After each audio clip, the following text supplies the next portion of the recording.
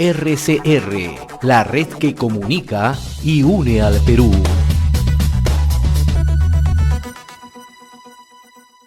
Agradecemos también a esta hora la amabilidad que tiene con RCR, Red de Comunicación Regional, al doctor Daniel Alfaro. Él es miembro de la iniciativa Propuestas al Bicentenario, ¿no? Un conjunto de expertos que están lanzando esta iniciativa, ¿no? Convocados por Vidensa Consultores, ¿no? Y en su momento ha sido ministro de Educación. Qué gusto saludarlo, doctor Alfaro. Como siempre, muy agradecido por atender esta comunicación con RCR. Muy gentil. José, muy agradecido por la convocatoria y acá a tus órdenes. En primer lugar, coméntenos acerca de la propuesta del Bicentenario, ¿no? Que integran un grupo de expertos, ¿no? Convocado por Vidensa Consultores. Usted está a cargo de la propuesta educativa Educación para la Empleabilidad, ¿no? Que se propone cómo está la educación en estos momentos, cuál es el horizonte y cómo estamos, ¿no? Acabando el Bicentenario e ingresando, ¿no? Al post-Bicentenario, ¿no? Sí, efectivamente, José, nosotros estamos con un grupo de expertos liderados por Vidensa Consultores, aportando al debate electoral, aportando al próximo ganador del sillón presidencial con ideas constructivas, técnicamente viables y que nos permitan poder afrontar en el cortísimo plazo, en los 100 primeros días, la pandemia y también con medidas de 1 año y 5 años para poder mejorar las condiciones de vida de todos nuestros ciudadanos. En ese sentido, me toca a mí el capítulo de educación y lo hemos centrado también en empleabilidad porque creemos que dentro de la crisis educativa en la cual estamos viviendo por la pandemia, uno de los temas que va a ser de alta preocupación es poder incrementar la inserción laboral, poder recuperar los empleos formales que la pandemia ha arrebatado. Ahora, ¿por qué el tema educativo, doctor Alfaro, no se ha convertido en el Perú en una política de Estado, ¿no? Y por ende en una política pública que sea respetada por los gobiernos en cada sucesión?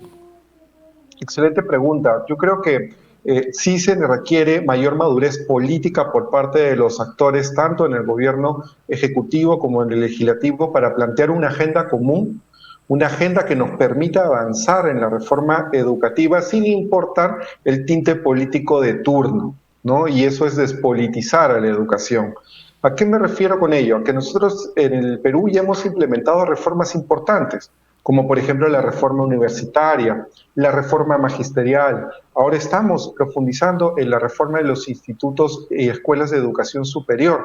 Y esas reformas requieren apoyo y no más bien leyes que traten de perforarlas o retrocederlas. Tenemos un nuevo currículo que ya deja de lado el aprendizaje por memoria o acumulación de conocimientos y apuesta por un aprendizaje para habilidades que mejoren tu capacidad de tener un mejor bienestar en tu vida diaria. Entonces, también debemos apostar por poder profundizar en la implementación de nuestro currículo nacional. Todas son reformas que construyen una política de Estado y que cada gobierno debería empujarlas y profundizarlas aún más. Ahora, justamente en esta propuesta educativa, Educación para la Empleabilidad, revisaba justamente la propuesta y ustedes plantean, ¿no? Un aprendizaje con equidad. La pregunta es cómo lograrlo, revalorar a los docentes, una modernización en la gestión, ¿no? ¿Qué falta justamente para poder aplicarlos y generar justamente ese horizonte que tanto requerimos en educación? Lo primero que tenemos que entender es que la coyuntura nos exige cambiar de estrategias para poder capear todas las disminuciones de aprendizajes o incluso de acceso al sistema educativo por el cual están pasando nuestras niñas, niños y adolescentes. Nosotros ya teníamos una tarea importante antes de la pandemia. En secundaria, en lo rural, teníamos aprendizajes o logros satisfactorios en lenguaje y matemática que eran la mitad del 4º grado de primaria. Es decir, a lo largo de los niveles educativos íbamos bajando y no aumentando. En 2º grado de primaria también disminuimos en el 2018-19. Es decir, nuestras necesidades de mejorar los aprendizajes ya eran latentes antes de la pandemia y lo que está haciendo la pandemia es profundizándolas. Entonces, lo que nosotros apostamos ahora es por generar una educación a distancia de mayor calidad. Y para eso tenemos que juntar esfuerzos, no solo el Ministerio de Educación, sino el Ministerio de Transportes y Comunicaciones para poder cerrar la brecha digital, el Ministerio de Salud para poder generar el cronograma de vacunas a nuestros docentes en primera línea, y así una serie de mejoras para que esta educación que ya no se está dando en las escuelas, sino a través del Internet, de la radio y la televisión, pueda llegar a los hogares. No solo es necesario la conexión digital o el instrumento como la tablet, sino también las competencias. Entonces debemos apostar por capacitar a nuestros docentes para que puedan utilizar o sacar el mejor provecho a estas herramientas de educación a distancia, y a nuestros estudiantes para que con mayor autonomía puedan desarrollar esos aprendizajes como esperamos. De ahí es que hay un conjunto de factores que se tienen que generar en la educación básica para recién comenzar a ver cómo podemos mejorar este tránsito a la superior, que es la promesa de la empleabilidad que mencionabas al principio. Ahora, recibimos el Bicentenario en medio de una pandemia, una crisis sanitaria, una crisis de salud, pero a la par también una fuerte crisis económica, una crisis social, ¿no?, que tiene un impacto justamente en la población, ¿no? Y siempre hemos hablado en los últimos años, doctor Alfaro, de las brechas, ¿no? Y esta pandemia nos ha puesto nuevamente, nos ha colocado en esa vitrina, ¿no? Las brechas cada vez se acentúan más, ¿no?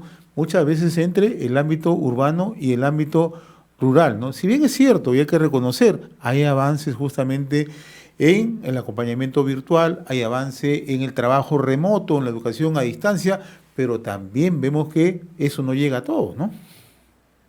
Efectivamente. Por ejemplo, si lo centramos en lo digital, en la coyuntura en la que estamos ahora, nosotros podemos ver por estadística del propio sistema educativo la cantidad de hogares que tienen acceso a Internet en el hogar directamente y que además tienen hijos matriculados en alguna institución.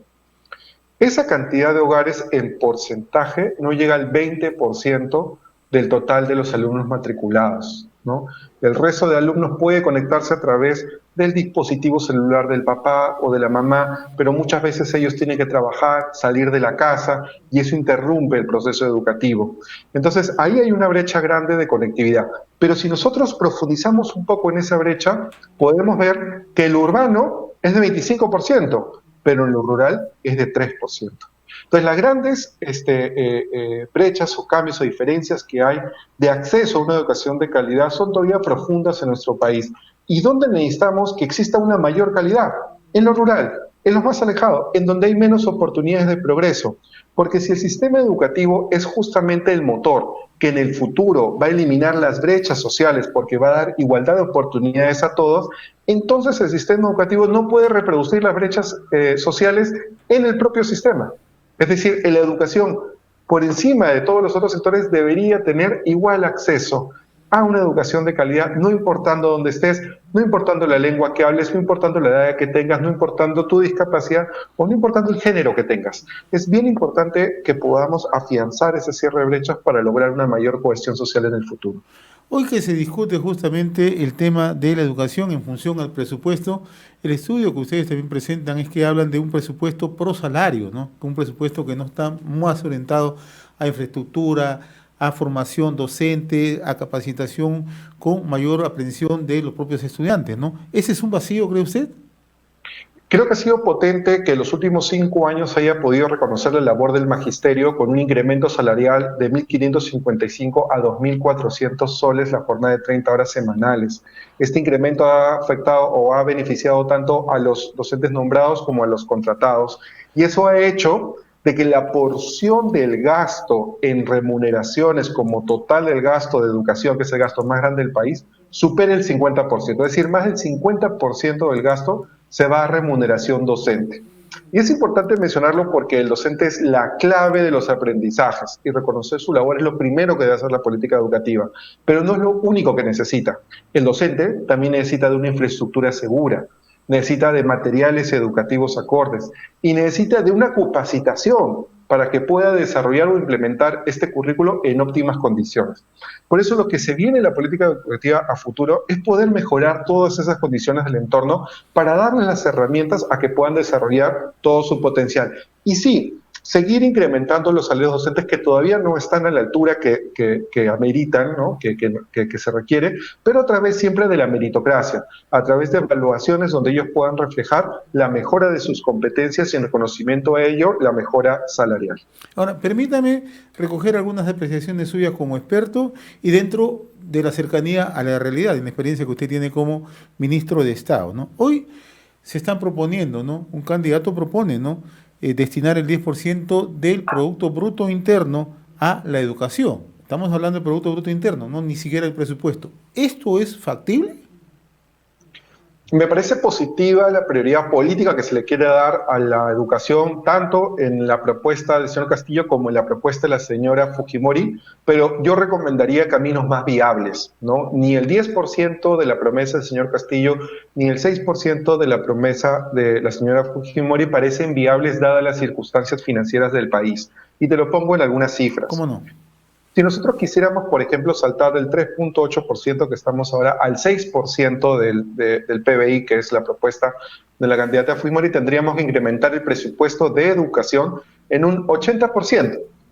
Este incremento estaría igual a todo el presupuesto del Ministerio de Salud o a todo el presupuesto del Ministerio de Transportes y Comunicaciones o el presupuesto de los 9 ministerios más pequeños. No existe ahorita una caja fiscal suficiente como para poder dar ese salto en un año. Tratar de dar el salto en 5 años también parece difícil, dado que las proyecciones económicas que vemos por nuestra recuperación no necesariamente van a ser adecuadas. Entonces, no veo la viabilidad de esas metas, pero sí veo la necesidad de tener un compromiso con la educación, de todos los años seguir incrementando el presupuesto. De hecho, todos los peruanos hemos hecho el esfuerzo de doblar el presupuesto para educación este año con respecto a lo que era hace 10 años. Estamos en 33.000 millones de soles y hace 10 años era de 15.000. Y eso ha sido un incremento gradual que hemos estado haciendo todos los años de manera muy disciplinada. Eso debería seguir. Y a la par, debería seguir también la capacitación y la dotación de capacidades en general a todos nuestros funcionarios públicos para que puedan ejecutar ese presupuesto. Porque, por ejemplo, en los últimos 5 años la ejecución del sector ha estado alrededor del 89%. Entonces todavía podemos mejorar la capacidad de ejecutar bien un gasto en beneficio de la educación. Esas dos variables serían interesantísimas. Un crecimiento anual y una mayor competencia de nuestro funcionario público para hacer un buen gasto educativo. Creo que esa prioridad política sería excelente que se discuta y se plantee dentro de ambas propuestas. Otro tema que ha entrado justamente al análisis y al debate, ¿no? ¿Existe la posibilidad de un acceso a las universidades públicas, un libre acceso a las universidades públicas por un lado, que es la propuesta de Pedro Castillo, y en el lado de Keiko Fujimori, la construcción de 3.000 colegios en el próximo quinquenio? Me gustaría un poco echarle una mirada a estos dos temas. Por un lado, saludo la preocupación por tratar de generar una mayor inserción desde la secundaria a la superior. De hecho, ahorita solo el 35% de nuestros estudiantes de secundaria pasan a la superior. Tenemos una gran cantidad que no sigue ningún estudio.